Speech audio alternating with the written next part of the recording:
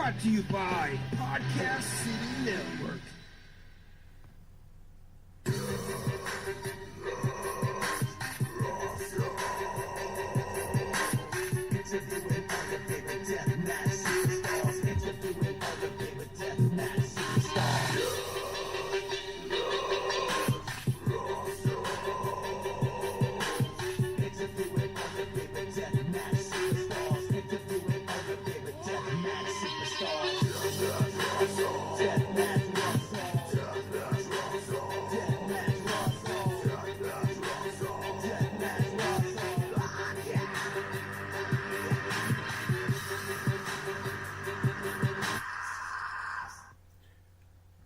And good evening once again, fans. You're listening to the Deathmatch Wrestle podcast.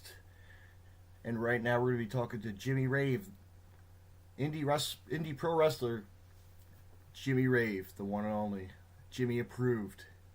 Let's hear what he's up to and much, much more, fans. Tune in right now.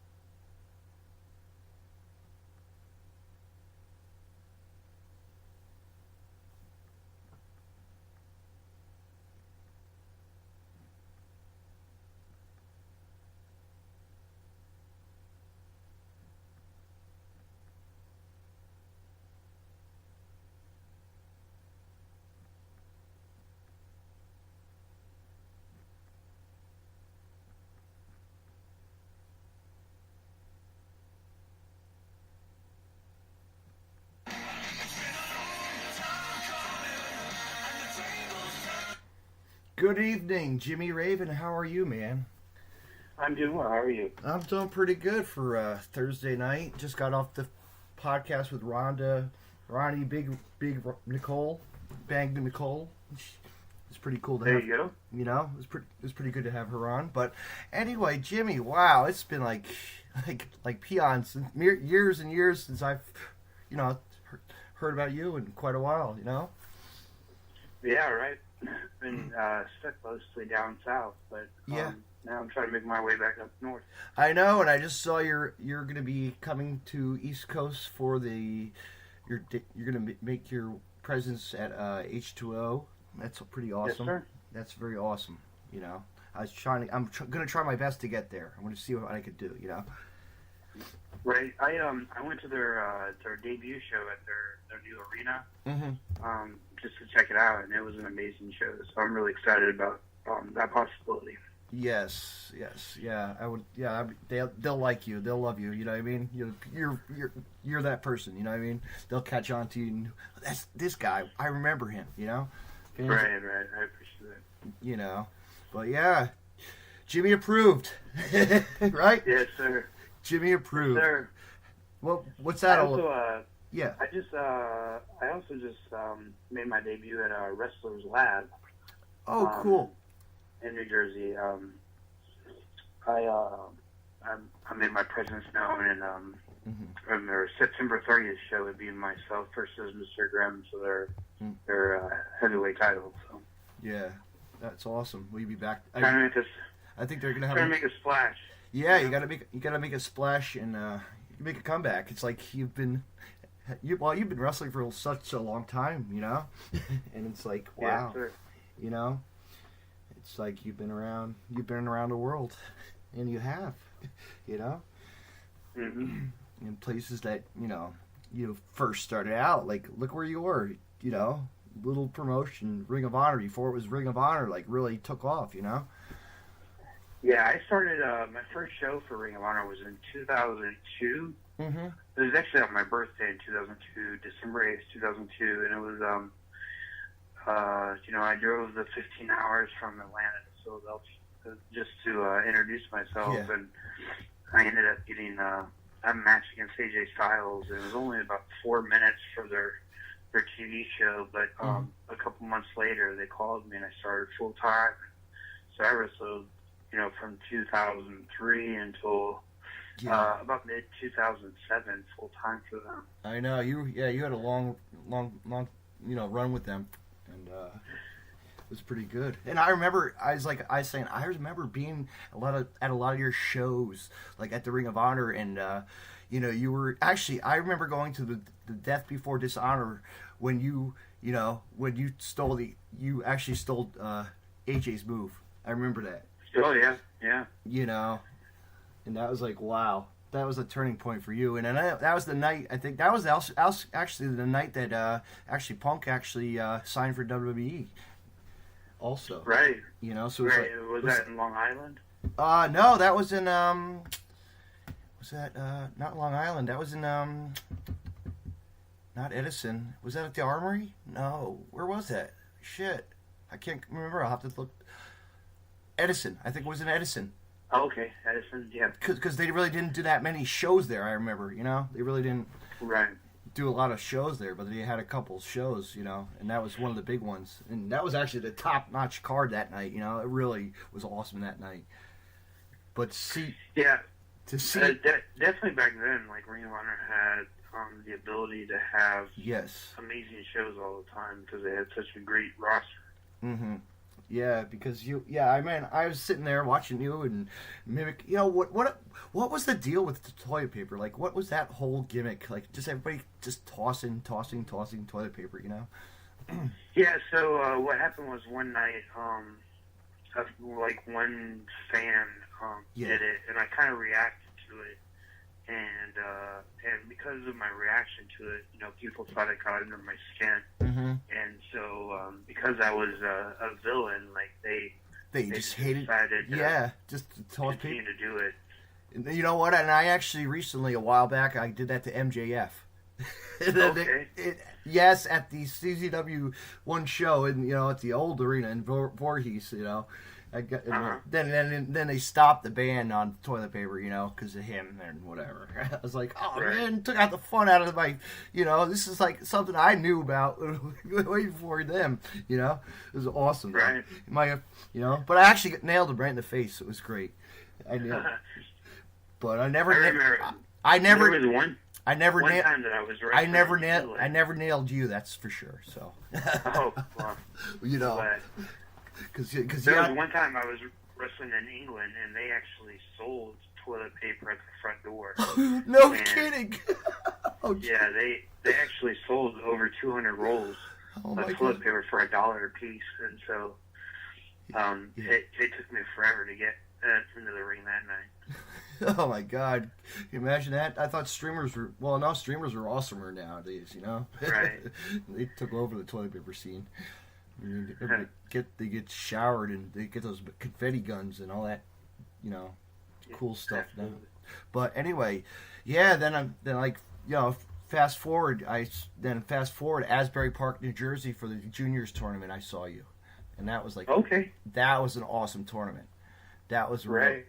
Yeah, because you were facing CM Punk at the time, and I just was I didn't know, that was that shit storm. Remember, I think it was a winter storm or something. It was a crazy night. We had a thunderstorm in winter or something. It was weird, but we sold out. Yeah, I remember that was a really crazy night. That was the building that ECW used to run too, right? Yes, it was. Yeah, and then they ran TNA house shows in there. Yeah. Right. Yeah, it was. That was a really crazy storm. I remember because I think some of us had to catch a bus or a train and had to walk through the storm. It was really hectic. Mm-hmm. Yeah. I mean, I think I was like third row ringside. I mean, I remember because I was yelling at Mike, whatever his name is, one of your protege guys, sitting ringside, Oh, stepping into the I ring. remember that they had a really good matches with like Jamie Noble and Brian Kendrick. Yes, those matches were like, wow. It was like we saw the reactions from the crowd, like as a fan too. It's like, holy shit, Brian really changing his character too, from when he was, it's so weird now, but he's doing his thing still. Absolutely. But yeah, it's really cool, like when those guys would come back from like being in WWE for a while and able to wrestle like a Ring of Honor style and have really good matches. So. And then fast forward again, Jimmy, I remember going to Jersey All Pro Wrestling in Toms River. At that show you did as the Rock character, Oh yeah, absolutely. That was fun too. Working for Fat Frank, and you got to work with Jersey All Pro, and that was really cool. Absolutely. That was a really special promotion. Yeah, definitely. It was like one of the best of, it's still running. His son runs it now. I don't know if he's going to launch it. Oh, really? Yes, he is. Yes. That's awesome. I know. He took it. Monster Mac's helping out with that too. Steve Mac is still helping him. But it should be. That's great. I know. It's still amazing. People are still around, to help they want to bring that company back to where it was, Yeah, well, I mean, like, Jersey All Pro was, like, one of the companies that really everybody wanted to work for. I know. Sure. I know. It was like, look at that. All Samoa Joe to Necro to AJ to Chris Hero, Chris Hero, really. Yeah, it was definitely. Claudio even came there. I'm like, holy shit, Right. It's like these guys that we know in the Briscoe brothers. Come on. It's like, this is crazy. All these guys grew up in the town, and like Trent Acid and Johnny Cash, of course. Yep. And then your days of CZW were awesome too. That's what I. Oh yeah. Those are the days. I was just looking at some old footage of a trio, a tag team match. Like it was you versus some Mexican guy, in the arena. Yeah, that was actually best of the best. It was like right before best of the best. One of the best of the best. Yeah, it was a match to where they, if I won that match, I was able to get into the best of the best. Yeah. Yeah. That's crazy. Like, CZW was a really fun time too. I know. Just so many amazing guys there. I remember my first night there. I went to the Tournament of Death 2, and Nick Mondo got hit with the weed whack in the stomach. And I just remember thinking, like, oh my goodness, am I in the wrong spot? Yes, this is not my time. This is not my place yet. Should I not be here just yet and show up? Right. But no, you showed up with good timings. Like, you've had some good matches over the years over there, and, it was really proved what you wanted, in your career. I appreciate that. Absolutely, And then fast forward now, look at it. CZW really has a new stand, and I'm hopefully you'll be back to see what they got. I know you want to challenge people, because you made a promo. Wow. Talent roster there is like really amazing. They have so many good young guys that are really on the edge of being like the next really top tier talent. I know. It's like the guys, and then you don't even see them anymore. They're on TV. OVE. Yep. OVE. Yeah, absolutely. And LAX. They're just tearing up the scene with Homicide. Still, it's great. I think. Oh, actually, they're on TV tonight. I saw something on Twitter. I gotta check that out. Yeah, and then I love like Desmond Xavier, yes. Zachary Wentz. I think those guys are amazing. They are. They are like something else. They're like chemistry in the ring. It's just like when they wrestle for Rockstar Pro and all over the world. It's crazy. I wish I could go travel and watch them like every single time because they just pull it off really. That'd be a good kind of like a 3-way match if you had a chance. Yeah, those guys. like I know they wrestle for Dragon Pro Wrestling in Japan, and that's somewhere. That was the first company I wrestled for in Japan. Mm-hmm. So like I would love to be able to mix it up with those guys. Yeah. Now it's like it's your time to like come back and see what you can, more shows again, rebuild yourself and really take it to the edge, like you said. If you want to start a splash. Absolutely. I'm ready for it too. Yeah, because it's like, all right, I want to sit home anymore. No, I'm tired of it. I got to do some stuff. Got to get out there, get out. Yeah. Absolutely. Show who you are, and it's like, you're a veteran in the business. It's like, come on, it's time to shine. Get back out there. These other guys could do it. You can still do it, and you are awesome at it. I really appreciate it. I like October will be 19 years I've been wrestling. So, for me, like, I would like to just be able to go out there and have one more good run in me, and and then go out and proud of what I've been able to accomplish. Mm-hmm. And then go and maybe help help the new generation too, right? Absolutely. That's like the last couple of years I've been helping out a lot of different training schools and doing a lot of seminars. Mm-hmm. And so I really enjoy like helping develop talent. So that's something I definitely am looking into.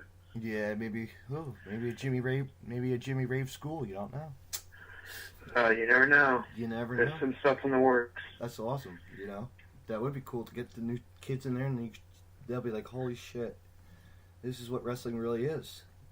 Absolutely. In the future, absolutely. Because I'm sure you'll see like a lot of stuff now. You're like, wow, these guys could do some crazy moves that are like insanely hybrid, and like stuff that you never thought of, like as when you started out and took it to the mat. Absolutely. Like, the guys that are up there right now, like you can just, they absolutely amaze me. And then like they have all this athletic ability, and like just over time they'll learn the psychology behind stuff and where to put things and how to make things tell the best story in the ring. Once they get that down, then just become a full, well-rounded package. Mm-hmm. Yeah, and then make a name for themselves and be on TV or not be on TV. It's okay, It's the way. Yeah, there's a lot of opportunities. I mean, like guys are making a career out of Japan and Mexico and all these other places. So you don't have to just go to WWE now. No, I know. There's so much going on. Did you just see what they just launched? 2019. That's pretty cool. I thought that was pretty neat. They're going to bring to Madison Square Garden the Ring of Honor in New Japan. That's going to be like pretty cool to That's huge. I might have to show up for that just to go. Oh yeah. I haven't gone to Ring of Honor in quite some time, but It's like, really? Really? Yeah. I know. It's like. I think it was something that was in the Murphy Rec Center, South Philly, like 300 people. Now they're selling out. They're selling out Chicago and everywhere. It's crazy. Yeah. It's like it's like they made a name for themselves. Hell, they even do shows that I think they even do them before WrestleMania weekend too, and that's always awesome. Yeah. That's always but also big shout out to Game Changer GCW. They're doing awesome things too right now in the Absolutely. Look. I was able to go and see the Tournament of Survival this year. I showed up and was able to go and watch it, and I was just amazed at the amazing things that company's doing. Like, they have something really, really special there. I know. They're going to be they're going to Chicago, Asbury Park, New York, Asbury. They're going everywhere, Absolutely. It's a good month. It's a good month for wrestling, too. And CZW also, you can't complain. I'll be at New Heights in a couple weeks. I can't wait for that. That's awesome. That looks like a good card for that one. Yeah, it's really good time to be, just involved in pro wrestling. Yeah. As a fan or in the business, because there's so many cool things going on. I know, and you're going to be back in New Jersey for H2O, and that's going to be awesome. That's going to be like... Yeah, absolutely. Wait till you step in there and show them what you got. You know, whoever you take on. Do you even know who you're gonna take on, or it's a surprise? It's a surprise. I've heard some rumblings, and yeah. I think people are going to be excited when we announce it finally. Oh, that's gonna be awesome. That's gonna be like a boom. You know. I mean, I know that. I also just found out that on September 29th in Brazil, Pennsylvania, I'll be taking on Teddy Hart. Oh my gosh, the one and only Teddy fucking Hart. Teddy, yeah. Wow, that's you've never you probably have tangled up with him, right, in the past. I've never wrestled. No, oh shit, wow, good. So that's just like, that'd be a good matchup. That's really like you're gonna test you right there. That's gonna absolutely. You know, because you could I'm stoked. Yeah, because Teddy can go no matter if it's his high flips off the top of a bleacher, rafter, or wherever, you know, he can, you know, he'll just step in that ring and go right at it, you know. Look at his career, like, you know, we've seen how he is, you know. Absolutely. He could turn it from the bad to really let people love him, you know, and they really do nowadays. I'm glad. Absolutely. You know. But what else? And then, go ahead. I'm sorry. I also just, we just booked a tour of Texas for myself. August 4th, 5th, and 6th. I'll be taking on Andy Dalton and for VIP wrestling, and then they're doing a benefit show on that Sunday, August the 6th, and it'll be the first time myself and Lance Hoyt will reunite as a Rock and Rave infection. Oh, no shit. 2009, yeah. Oh, wow. That ought to be special. That ought to be like, that's going to be cool. That's good. Just the one night only, one night only. Yeah, it'll be fun. That would be something that fans will be like, yeah, this is cool. Because I remember you guys did it, you know, Jersey All Pro and kicked ass, you know. Yeah. It was awesome. It was fun. Yeah. But you'd probably have to trend your fashion a little bit different now, you know. Fashion, yeah, absolutely. You know, not the holy shirt and black shirt, and it was a cool gimmick though. It really was. I remember. Yeah, we had a lot of fun doing it. Yeah, and boy, what are you thinking? TNA's moved on big time nowadays, huh? It's like it's a much different company for sure. Totally different now. Like you got like the last match I think I just watched recently was actually the LAX versus the big Sami Callihan and the big barbed wire madness match. That was insanely. Oh wow! I know, right? They stepping it up, you know. TNA's I guess going extremer, you know.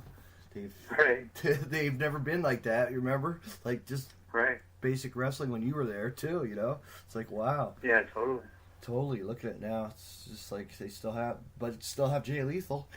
Still got Lethal. Yeah. You know, and all the guys are still, you know, and like Daniels is still there, I believe, and Frankie, of course. Right. You know, Aries. Aries is now TNA. Excuse me. I mean WWF, WWE. Excuse me. No, he's back at TNA. Oh really? Aries is, no shit. All right, that was a small little run-in. I guess he just really didn't have the push for it. Yeah. Oh, I'm out of my loop in TNA, I guess. Yeah, it can get that way. I found that it's been difficult for me to find it on TV sometimes. Yeah, it's because it's just like, what's on now? It's like, you know, now it's Ring of Honor on TV or it's local shows, you know. Right. They're like the Monday Night Raw I'd rather watch NXT over the Raw any day than... Yeah, totally. Totally, because that's more entertaining. That's more wrestling than the storyline, like, you know, how it is. The storylines with John Cena and, you know, the Wyatts and all that. And it's like, all right, over and over and over. Let's get to the wrestling. You know, we want to see the wrestling. But Shinsuke Nakamura, yeah, awesome. Ken, you know, look at Kevin Steen and Sammy still, you know, I mean, El Generico's still tearing it up as, you know, the characters doing good things, and fucking Roderick Strong, like, it's like holy shit, right? You never thought he would be on TV. Yeah, totally. You know? Yeah, a lot of these guys, you know, like, you know, Roderick and I were best friends. I know. And, you know, and then when I was in New Japan, I tagged with Shinsuke Nakamura often, and he's just an amazing talent. Yeah, you're probably like, holy shit, I actually had this guy as a partner. I'm like, this is awesome. Yeah. Look where he is now. Look, he's on TV making a name for himself, big time. Like, yeah, absolutely. You know, a lot of these talents now are getting scouted. You know, they're scouting. They scout a lot. It's amazing. Yeah, absolutely. Like Steven Regal goes behind the curtains of, like, I've seen that, like, on pictures online of Evolve Wrestling or something. He'll scout talent, you know, for the NXT and whatnot. And it's like, holy shit. Yeah, they're looking for guys to build that company around, for sure. Yeah, but it's not like the old days. Like the old days of it, you know? But, I mean, that's kind of a good thing, though. I mean, like, you know, back in the old days, like, they didn't like a lot of the guys they like now, you know? Mm-hmm. Like, I don't think back in the day they would have liked, Kevin Steen or El Generico, you know? Yeah. But nowadays, you know, they're giving guys like that opportunities, and, like, those guys are doing a great job with the opportunity that they're given. Mm-hmm. You did a tryout, right? You were there for a while, right? Or no? You never. They offered me a contract. Yeah, but you said no. 2007, but I ended up going to TNA instead. Yes, because that's probably a better move. Was it better? It was for me at the time, like, because well, financially it was, and like I would have been sent to developmental. Yeah. And TNA wanted to put me right on television. Yes. And so I just felt like it was best for my career to, like, continue to be on TV. Absolutely. Yeah, why? Yeah. So, I know, and then you would have had to travel 24/7 all, God, for the rest of WBF, you know, be on the road for that. Absolutely. It's like, I have a life besides this. I want to be home, right. You know, with family, friends. Absolutely. Friends and family, you know. It's because it's rough being on the road anyway nowadays. It's really, it's a struggle just to get to a show sometimes. It's like, oh, I need somebody to call up and, hey, can you get me here? I got to get there, you know. Right. So, but you know, it's something that we kind of choose to do. So yes, yeah. It's kind of a lifestyle I chose a long time ago. Mm-hmm. I don't have any regrets about it. No. You're just doing what you'd love to do and wrestle. Yes, sir. You know, in front of me, in front of others, and it's great. You know. Then, absolutely. You know, like, you don't get the opportunity, like, just to. I mean, it's like, this is a cool podcast. I was like, you know what? I'm gonna reach out to this guy, Jimmy Rave. This is awesome. This is how, like, you know, I wanted to launch podcasting as a fan. You know, I'm sure you noticed, like, how I'm a deathmatch wrestling fan and like my independent wrestling, and it's like, you know what, somebody could do it. You know, I could do something like that. It's great, and get people like you on that I know have a passion for wrestling, and it's great. It's just to hear the stories, and, like, you know, like, growing up wrestling, like, what was it like growing up wrestling as a fan? You know, like you're going to a first event, you know, as a fan. Before becoming wrestler. Like, so the first, I was a military kid, and so I lived in Hawaii when I was really young, and so I was about 6 years old when I first went to my first event, and WWF only came to Hawaii once a year, and it was at the first 2 weeks of December every year, and that's when my birthday is, and so every year that was my birthday present, was to go to WWF, you know, when they came to town. Yeah. And so my first ever event, the main event was Hulk Hogan versus Big Boss Man, which I was super excited about because Big Boss Man was from Cobb County, Georgia, which is where I'm originally from. Yeah. And Hogan was my guy, you know. And then we get there, and they said that Hogan couldn't make it. Now it was going to be Big Boss Man versus Sergeant Slaughter for the WWF title. Yeah, and you're like, and so, like, then I started freaking out. I was like, this is going to be awesome, right? Yeah. And then I was too young to really understand the rules of wrestling. Yeah. And so the bell rang, and Big Boss Man won the match, and so I thought he won the title. But what happened was is he was on the top rope for more than 5 seconds. Sergeant Slaughter was, and so Big Boss Man won because of count-out. So he didn't get the title, but he still won. See, when I was a kid, hearing that bell, like, at WrestleMania 5 in Atlantic City, like up in the nosebleeds. I'm like, this is so cool because the echo of the bell was so perfect, like, and the stamping of the ring, right? Like it was a real deal. It was like there. Then I had binoculars so I couldn't see the real ring, but close enough. I wish I was closer, but I tell a story that's on my podcast. I tell it over and over. I took me and my dad went to that when I was a kid. I went to WrestleMania 5 and sitting in the bleachers. I had my whole Mega Powers sign, fluorescent sign, and right next to me, 5 rows, Jesse the Body and Gorilla Monsoon. Jesse the Body doing Gorilla Monsoon doing the commentary. I was like, That's amazing. I know. And I have a picture floating around somewhere of me standing up in the stands there. That's great. Just like a new... That was your first event? That was my very first WWF experience, like when I was a kid. Wow. That's, WrestleMania, wow. WrestleMania 5, do you believe that? Like, I got to see the Mega Powers explode. It was like, That's awesome. I think tickets were like really like dirt cheap. I don't remember, like expensive, but I begged my dad, let's go. He watched. He wasn't a big fan. Well, then I got him hooked on indie wrestling. He loved like the local stuff that came around, But right. But then he stopped going. But I took him to see. Go ahead. Did you get into indie wrestling after that? What's that? Were you had you already been going to independent wrestling before or after that? Actually, before that. Oh wow! Before that, because I tell this stuff. I love telling. I might as well tell us. And I like telling it. It's a pretty cool story. 9. Like I'm a young kid, like probably 9 or about 6 or 7, or 8, 10 years old, and Iron Mike Sharp, the Canadian, ran a wrestling school in my town. On the weekends, they would do wrestling shows. So I was able to, for $5, go watch Nova from ECW, and Freddie Blassie would be there, and X-Pac as the 1, 2, 3 kid. The light, it was like holy. Oh wow! Yeah, early on in their careers, like this is cool because then like they brought like other superstars, like The Wall would come in from WCW. And, a lot of locals from the New Jersey area would show up.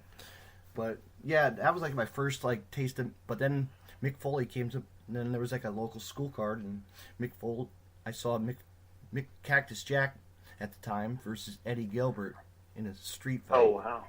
Yeah, in a street fight. And then, fast forward, like, wrestling was... the shore was known for wrestling. I got to see Abdullah the Butcher in the Ocean Ice Palace, like versus Bruiser Brody, like in a cage, like old school cage match, NWF wrestling, like holy shit, it was just like the Rock, the Fantastics were there. I think Dr. D. David Schultz, like it's like holy shit, that's amazing. Isn't that cool? Like wrestling came, But then fast forward to like the '90s, Nova's brother of ECW. ECW. Yeah, he ran PWF, right? PCW, yes. PCW, Phoenix Championship Wrestling. Yeah. Yeah, and that was like the... But his name was Donnie B, right? Yes. Wow. Yeah, Donnie B. Yeah, I remember. Yeah, oh my gosh. But so for the mid-90s, like that was a big promotion. It took over. Right. Because they had all your stars, and like Samoa Joe to the SAT to all the TNAs, Lance Hoyt or Wyndham Barry or somebody who was there, the Haas brothers, like Eddie Guerrero. Come on, like this is crazy. This is like the mid '90s, and wrestling's taking a launch. Like really, WCW and ECW stars, and of course, Balls Mahoney was the local because he was always around. Right. Yeah, I remember back in the day the Phoenix Championship Wrestling, like that was a huge thing. It was. And I remember like Donnie D often would manage the Backseat Boys. Yes. Yeah, absolutely. Trenton. Yeah, that was so cool. But Yeah, they had an affiliate in the South that they called like PCW South or Mid South or something like that. Yeah. That I also wrestled for too. Oh, no kidding. Yeah. Yeah, and then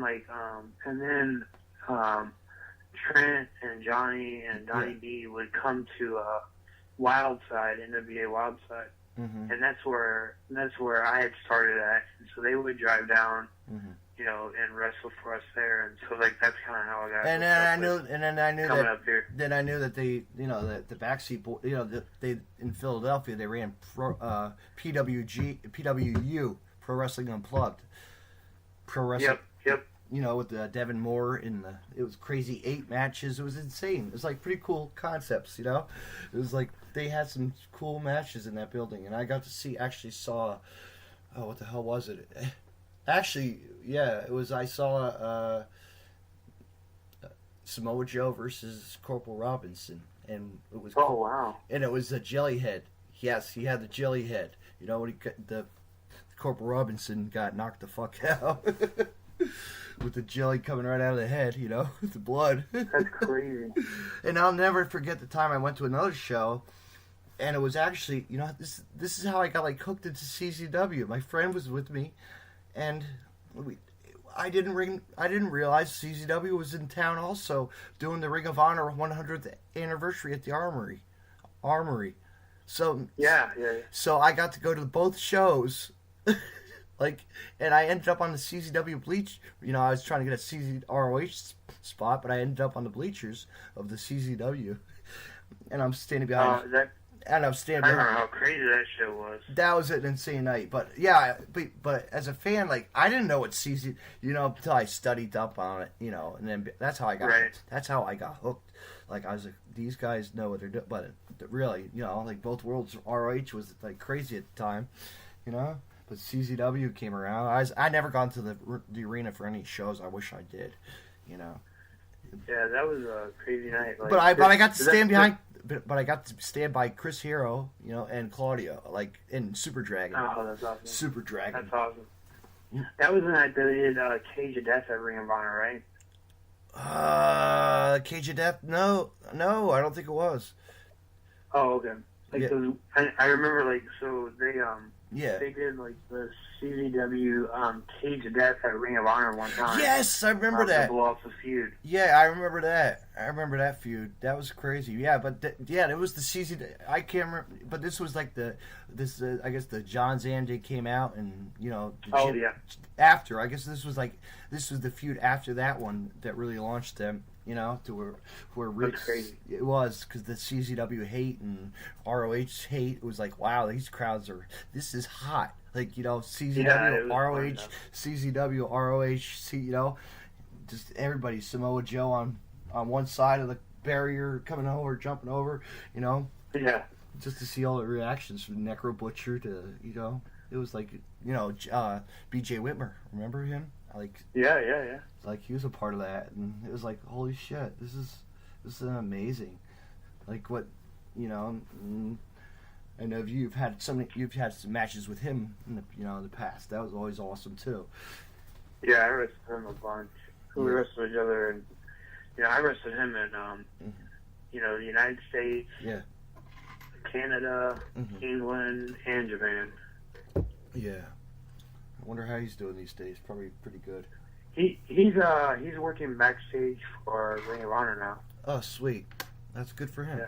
Good for him. Yeah. He's staying afloat. Yeah. It's like, should these guys come back? You know who I still talk? I still talk to Jeff. Oh God, one of the fucking. Oh my God, I still talk to one of the original CZW or ROH guys, like the tag team. Oh man, there's so many guys. You know. Like he's a bodybuilder or something. It's like, holy shit.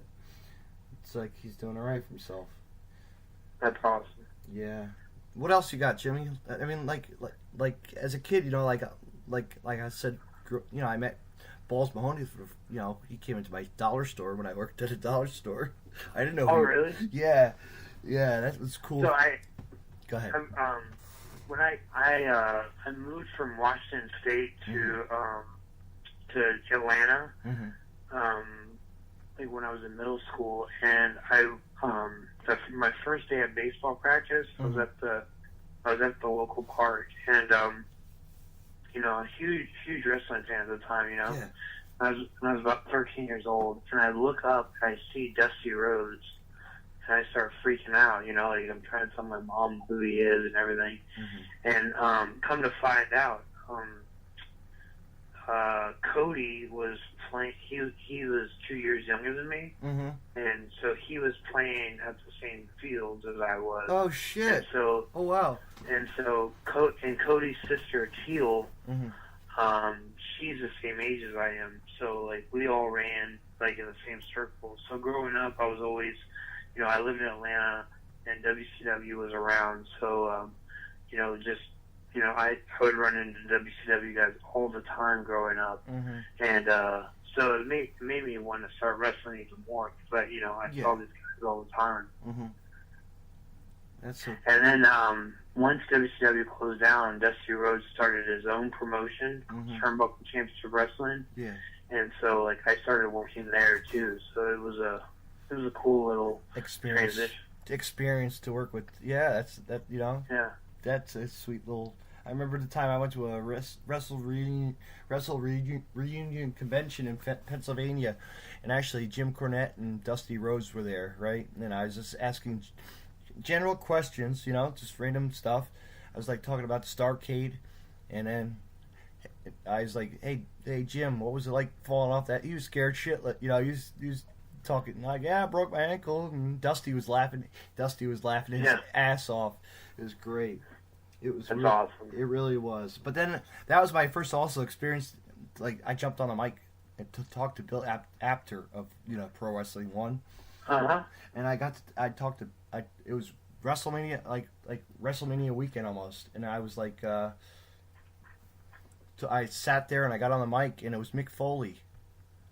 Oh wow! So I was like, Mick Foley, what was it like going off the cage versus the Undertaker? He was scared shitless. I bet. So I was like, damn, I got to talk to somebody who, influenced me in my young days as a fan to watch wrestling of the hardcore, Yeah, absolutely. That's what. I got to wrestle Foley a couple times, and just being around guys like that, like, is just really surreal. Like I never got into wrestling thinking I would, be able to meet some of my heroes that I had growing up. But the last time I was at TNA, like Hulk Hogan was there and, tweeted about my match and stuff like that. It was really cool. Like, here's Hulk Hogan, like somebody I idolize, Yeah, and it's like you just get those random tweets sometimes, and I got a random tweet from like Super Crazy, like holy shit, like this is awesome. This is a cool guy. He was actually, I just saw a picture. He was at the dojo. That's pretty cool. Oh, was he? Yeah, this past Wednesday. He was That's awesome. The CZW just showed up. That's so cool. And you never know who'll show up, right? You don't know who'll show up. Totally. That's a cool surprise to have him there. I guess he's probably in town. There's probably a show in New York or in the area of Bronx or something, Right. For NYC or something else, Battle Club. Or so many federations in the city, New York now. It's like it's unbelievable, Yeah, it's really good for the wrestlers, Like a lot of options for them. I know, and even like Casanova Valentine, like he has his own bar in Brooklyn. I need to go there sometime on a Wednesday and check that out. That's awesome. I know for that two deathmatch fights that he does, the no ring, and he brings out whoever, and it's awesome, Absolutely. Well, can I ask you a question? Sure. What was the first death match you ever watched? My first death match probably was, holy shit, probably the first time I went to CZW. Okay. at the tournament of death. No, actually, Cage of Death. I went to Cage of Death 2016 or 16. Okay. So yeah, that was. Is that what got you into watching death matches? Yeah, but growing up watching like the old tapes of BJW, the Freedom. Yeah. Yes, that's how I got the hook into it, and watching. Gotcha. That was the to be like, wow, this is really what the art of wrestling really is, of deathmatch wrestling and how it is presented nowadays, and it's phenomenal. It's crazy, but no, just now it's really, it's you just see where it is now, Jimmy. It's like it's like all over. It's like it took off. Right. Totally. Yeah. I enjoy watching deathmatch wrestling also. So. Yeah, I know. Maybe come to another show again sometime. I'll run into you again. Yeah, absolutely. We'll have to have a talk wrestling. I mean, off-camera wrestling. I mean, regular talk. As fans, as friends, fans. Yeah. Just talk about wrestling. Absolutely. Yeah, but what got you interested? Like watching? Well, of course, CZW. Like. Well, I actually got into it like in the mid '90s. Yes. Tape trading. Mm-hmm. So I think the first one I saw was the King of the Death matches with Funk and Cactus Jack in the finals with exploding the IWA. Yes. King of the Death matches. Mm-hmm. I think that was the first one I saw. I don't even know how I got the tape, but I do know how. Like growing up, I was around Terry Gordy some. Okay. And he was in that tournament, and somehow the tape got to me, and so just seeing that, I was just like, holy cow! Like I didn't even know this stuff existed. Yeah, and it's like I've never been to IWA. I never went to IWA until I went in like 2016. I took my first trip with my friends. Yeah, that was an awesome experience. Then I went back again, and I go once in a while. It's like, wow, 12-hour ride though. It's crazy. I'd rather fly. To be honest with you. Right. Just to get there quicker. But no, it was an experience. It really to see the old ring, the rest. It's still the same ring. It's like it's amazing. Yeah. It's the atmosphere, the crowds they bring in now. It's like wow, they do a hell of a show. Do they still do a lot of death matches there too? Oh, they just had coming up is going to be the King of the Death matches. Oh, really? Yeah, King of the Death, and they're thinking about doing another, like the King and Queen show is coming back. Oh, that'd be awesome. Yeah, I might try to get out for that. I don't know. It's just like it's a little expensive trip but it's worth going. Right. But like I said, I'll be saving my money up for September. I'm heading up to Virginia for King of the Death match for the VOW Vicious Outcast Wrestling presents the Lord of Anarchy 4 Deathmatch tournament. Oh wow, I haven't heard of that one. No. Oh, if you got something, what are you doing September 1st? Jimmy, take a little trip. Yeah, I might check that out. You might just have to hang out.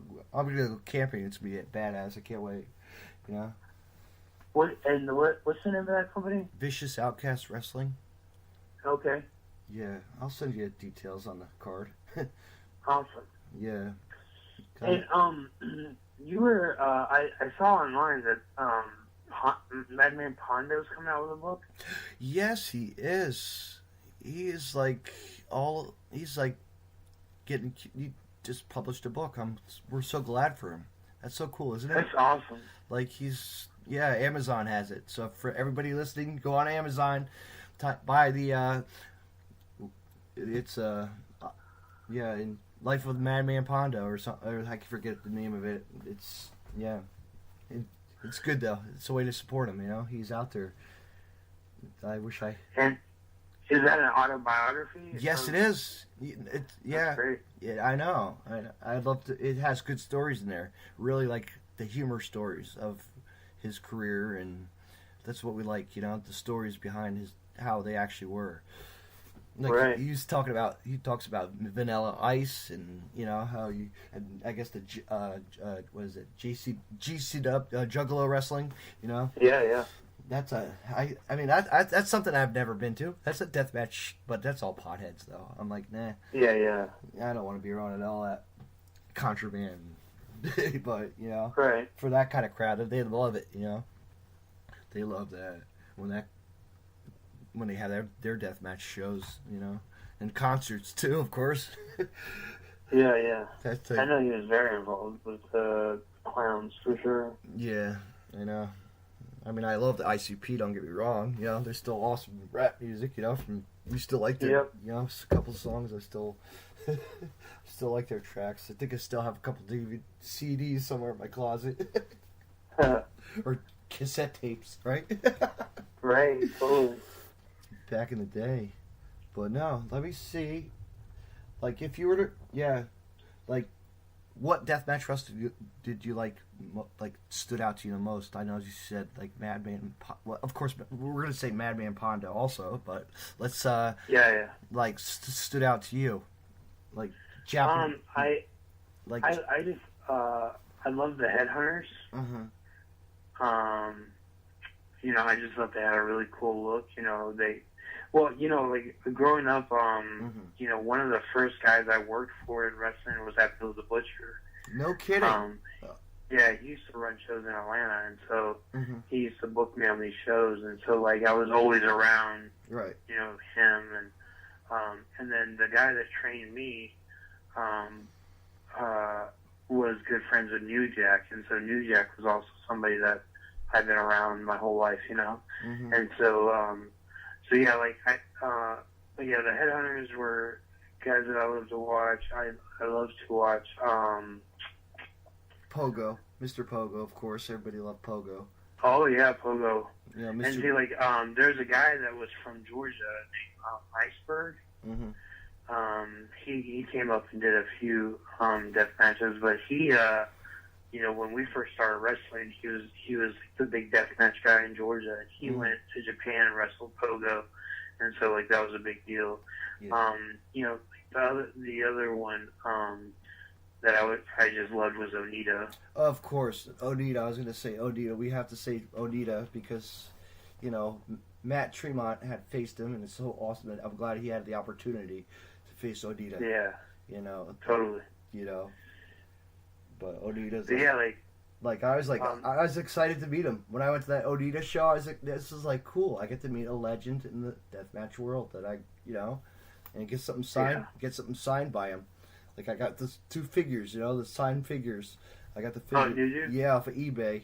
That's awesome. The double set, and I remember that. Actually, it was funny. One of the kids, I was at the merch table next to him, and Sean, I guess his name's Sean. He's a wrestler for Matt Tremont. He wrestles for the Hardcore Hustle and a whole bunch of other stuff. And he bidded on the same wrestler I did. Oh, really? Yeah, I was like, but I got the better deal. He got the gel figure, for like 10. Yeah, when I got to meet some cool legends when I was in Japan. I got to meet Masato Tanaka. I got to meet Jun Kasai. Yeah. So and then Masada was somebody that I was friends with from. Masada is the man from growing up. Yeah. He's still awesome no matter where he goes and travels, and he's got a beautiful wife and a little daughter or something. Right. He's doing good. Yeah, and and then I would watch, his matches from over there and just be like, holy cow. I saw him doing cinder block stuff and just what? Yeah, that's how Danny Havoc was. Remember he went to Japan and he wrestled over there. I never realized he had so many shots over there too at the deathmatch scene. To show his name with Drake too. Don't forget. Oh yeah. Drake Younger. Totally. But now Drake's a nice NXT referee, making big bucks, or right. WWE, Yeah, you would never guess he was a deathmatch guy. No, or a wrestler as a referee too, like Right. Eddie Orange, from Jersey All Pro, Bandito Jr. Oh, yep. Two people still I know, and Ref Bennett, Bennett. Sean Bennett is another. It's like, hey, these guys made a name for themselves, so I'm so glad. All right, Jimmy. I think we could wrap it up. What do you think? I'm getting tired. Absolutely. Absolutely. I really appreciate you having me on. I dig like talking wrestling with you and like talking death matches. Yeah. I'd love to come back on sometime. Maybe after I do all my comeback tour. Yeah, and maybe I have some people listening that'll book you. Like I pushing to have you come to that one show. Hopefully he says yes. Absolutely. And if that happens, we'll grab a picture together and video video promo, so I can finally add that to my highlight reel. It'd be awesome for my website. Absolutely. But Jimmy, where can everybody find you and get your merchandise? As always, you can find me on Facebook under Jimmy Rave, or on Instagram and Twitter at the Jimmy Rave. Mm-hmm. Yeah, and Wrestling Tees or wherever, right? Oh, yep, I'm on Pro Wrestling Tees. Yeah. / Jimmy Rave. That's so cool. All right, Jimmy, let's get together again and we'll talk soon. Absolutely. Thank you for being on. Have a good night. Enjoy your night. You too. All right, bye-bye. Bye.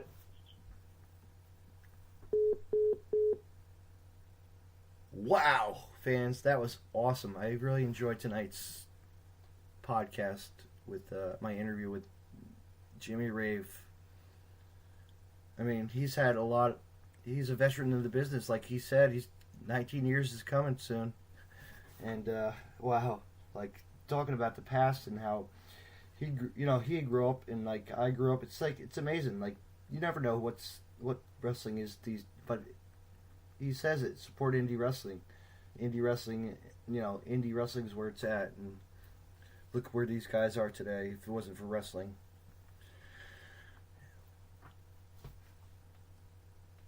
Stay tuned tomorrow night, fans. I'm going to be talking to Deathmatch Wrestler at 8 p.m. I'm going to be talking to... I'm talking to Cash Borden, as he was just in the IWA's So You Want to Be a Deathmatch Superstar. And also, we're going to talk Guardians of Hardcore 2. He was there, I think, in presence, or he was there wrestling. We'll be talking about that and much, much more. We're going to be probably talk about Vicious Outcast Wrestling, for the LOA show that's coming up in September 1st. If you're in the Virginia area, check it out. There's a lot of good shows coming.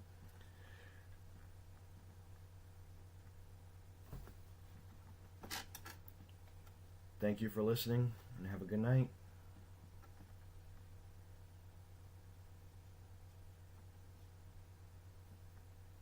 You can find more Deathmatch Russell podcasts on the following social media: deathmatchrussell.com. Follow on Twitter at DavidNJ32 and on Facebook, facebook.com/DJDaveNJ32. Find me on Podcast City Network at podcastcity.net, facebook.com/Podcast City Network. Hit the like button and share. And on Twitter at PodcastCityNet. You can hear Deathmatch Russell podcast on Stitcher Radio and on iTunes.